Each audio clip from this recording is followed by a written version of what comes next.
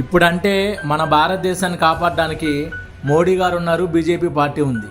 దేశానికి స్వాతంత్రం రాకముందు విదేశీయుల కబంధ హస్తాల్లో నలిగిపోతున్న మన దేశాన్ని కాపాడడానికి సుభాష్ చంద్రబోస్ గారు, భగత్ సింగ్ గారు, చంద్రశేఖర్ ఆజాద్ గారు లాంటి మహానుభావులు ఉన్నారు.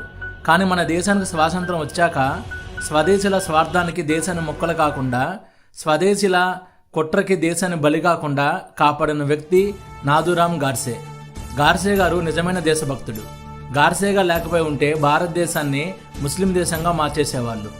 గాడ్సేగా లేకపోయి ఉంటే భారతదేశాన్ని పిజ్జా ముక్కలుగా చేసి ఈ నెహ్రూ, గాంధీ, కాంగ్రెస్ పార్టీ పంచుకునేవాళ్ళు. ఈరోజు భారతదేశంలో హిందూ మతం ఉందంటే, భారతదేశంలో హిందువులు జీవిస్తున్నారంటే, భారతదేశంలో సనాతన ధర్మాన్ని ఇంకా పాటిస్తున్నారంటే దానికి కారణం గాడ్సే గారు.